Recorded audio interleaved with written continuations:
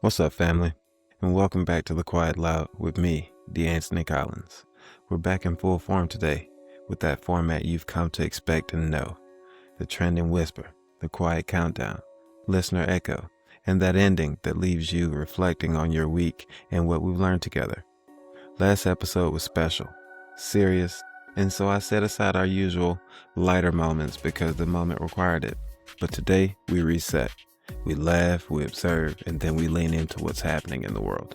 But before we dive in, do me a quick favor.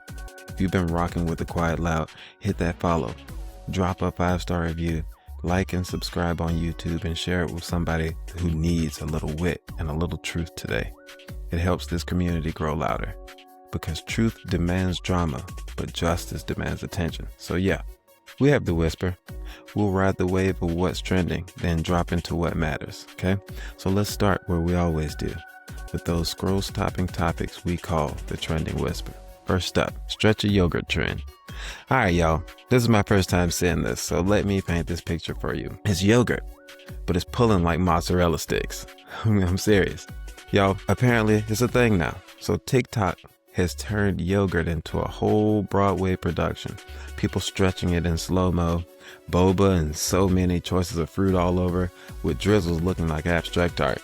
Check this out. In Flushing. They serve stretchy yogurt, and I've never had that before, so I had to give it a try. First, you choose to fill your tub with 5 out of a huge assortment of fresh fruits. I went with blueberries, strawberries, cantaloupe, red dragon fruit, and yellow kiwi. Then you can choose from 5 of their unique stretchy yogurt flavors. I've never had lychee flavored yogurt before, so I had to go with that one. This yogurt is so smooth and silky, it almost has a chewy texture. It's unlike anything I've ever had before. Finally, you get to top off your dessert with some toppings. I went with red bean and chrysanthemum jelly. Would you try stretchy yogurt? Follow for more.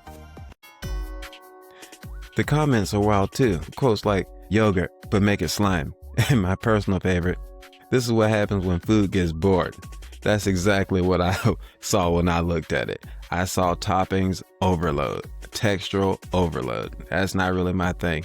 But honestly, it looks pretty interesting, if not slightly cursed. I don't know if I want to eat it or just throw it at the wall or play in it. You know what I mean? But you know what? In a world that feels like chaos half the time, this yogurt seems like a pretty harmless trend. So enjoy. All right. Now this one kind of hit me in my soul. Y'all ever traveled with that dad?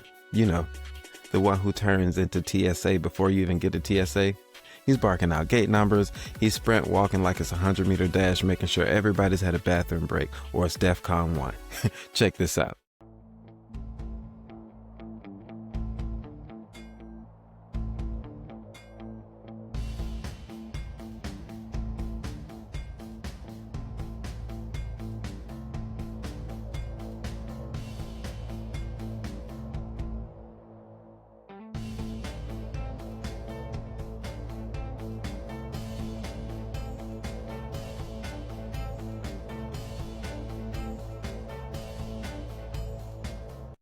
That's airport dad mode, and we all know this dad.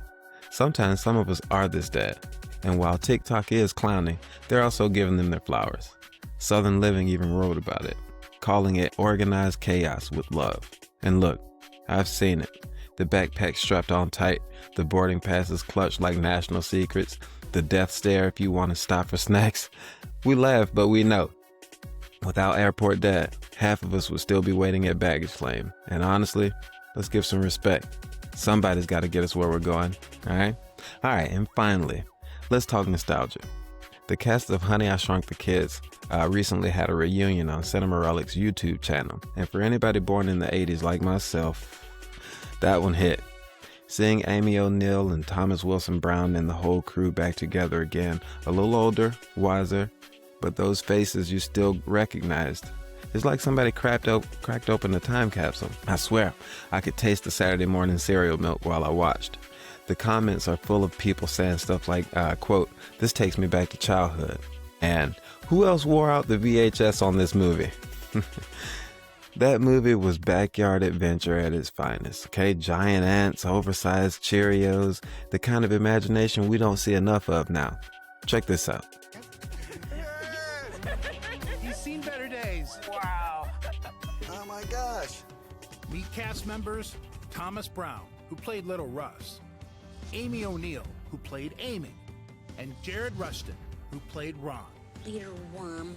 Hopefully, reconnecting with this artifact and each other will spark some memories. How hard was this thing to find? You know, I didn't find it. It was recovered by the Disney archives. There's a lot of damage that's happened over the years. Yeah. This is all that's left. Beautiful. Let's grab a seat. Yeah, absolutely.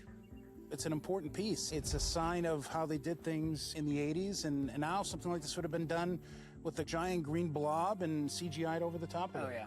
And you can see just how much was going on inside of that, why you needed, one person with the aperture to turn everything and twist everything. Yeah, it's all mechanical controls inside there. Come on. Say what you will, but the practical effects, they were so terrible, yet so great. But this wasn't just a reunion. It was a reminder of who we were when the world still felt big and magical. And you better believe I was grinning from ear to ear while watching it. All right, we've stretched yogurt, we've survived airport dad, and walked back into 80s nostalgia. But hey, joy doesn't erase duty, so let's move into what's happening in our world. The stories that demand we lean in, not scroll past. Welcome to the Quiet Countdown. First up, on September 15th, President Donald Trump announced that the U.S. military conducted a strike on an alleged Venezuelan drug smuggling boat in international waters, killing 3 people on board. Quote, kinetic strike. These are his words. This follows an earlier strike on September 2nd that reportedly killed 11 people tied to the Trinidad cartel. But here's the thing. Reuters notes that there has been no direct evidence made public that either vessel was carrying drugs. And AP reports that international law experts are already sounding alarms about legality, with one analyst saying, quote, if the U.S. can strike without evidence, it sets a dangerous precedent. All right? These are the kinds of choices that echo far beyond one operation. They raise questions about power, accountability, and the line between defense and overreach. So we definitely need to watch this space. There was a time where that side of the aisle said, no more stupid wars, and we don't need to be the world's police. Now here we go, okay? So keep an eye on that space. Next up, Congress is playing chicken with the September 30th deadline for the shutdown and the healthcare subsidies battle. Democrats want to extend enhanced health insurance subsidies that were born during COVID relief. Republicans are pushing a stopgap bill that leaves those out. If nothing moves, millions of Americans will see their premiums spike or coverage just vanish. AP News puts it bluntly, quote, families could face hundreds to thousands more in costs per year. And that's not just numbers, man. That's people choosing between rent or medicine or groceries, mortgage, car payments, any of those things. And while leaders are sitting around bickering, everyday people stand on a cliff's edge. It's not a game, but they're treating it like one. Please, guys, keep an eye on this one, all right? Then we have the Senate confirmed Stephen Miran, a Trump-aligned economist, to the Federal Reserve Board on a razor-thin margin of 48 to 46. It's narrow, it's political, and it's consequential. Why is that? Because the Fed sets interest rates, okay? It decides how much money costs, or whether inflation gets checked, or whether your mortgage, your car payment, or even your credit card bill goes up or down. Economists are worried about politics bleeding into what should be independent institutions. As one financial expert told The Guardian, quote, the Fed's credibility depends on independence, and without it, every decision is suspect. Well, right now, while wages stagnate and costs rise, the last thing people need is financial chaos dressed up as politics. And remember this, for all of the bluster and talk and things that the president is saying about current Fed Chair Jerome Powell, which he calls him, these ridiculous nicknames he makes up. He calls him too late because he's not lowering the interest rates in the time and fashion that he would like them to be lowered. Remember this, Jerome Powell is a Trump pick, okay?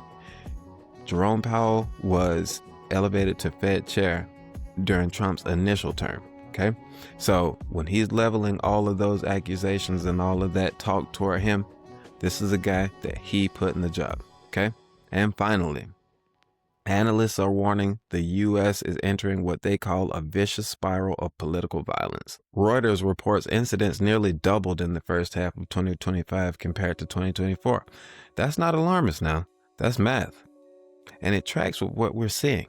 The rhetoric from politicians, the weaponized social media, people moving from words to threats to action. We just recently, within the last week, saw a terrible act of political violence. It's been talked about and talked about and talked about. I even talked about it in the last episode if you want to go back and check the statement on that.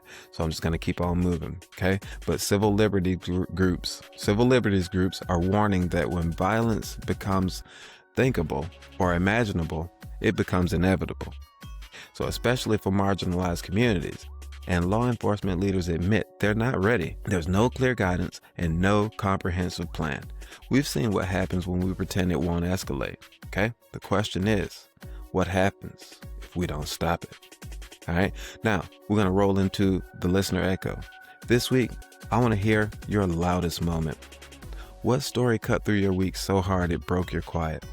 Was it these strikes we were talking about? Is it the healthcare fight? The warnings about escalating violence? Or something a little bit more closer to home? Send me your echo in a DM or a comment or even on my email at quietloudpod@gmail.com. That's quietloudpod@gmail.com. I'll try to include any of them that come to me, okay? Because this isn't just me talking. This is us listening, all right? So that's the rhythm of the Quiet Loud, guys. We stretch the silly.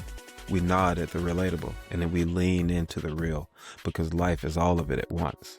So if this episode stirred you, let's keep building together. Follow on Apple, Spotify, and YouTube, and please drop that 5-star review. This is how this podcast grows, how our voices carry further, and how this community gets stronger. Share it with a friend, post it in your group chat, or tag me while you're listening. I want to know where the Quiet Loud is landing at. All right. So until next time, stay loud in your listening, stay real in your truth, and stay part of this growing family. I'm DeAntony Collins, and this has been The Quiet Loud. You run a mile. You miss a blocking assignment. You run a mile. You fumble the football, and I will break my foot off in your John Brown hind parts. And then you will run a mile. Perfection. We will be perfect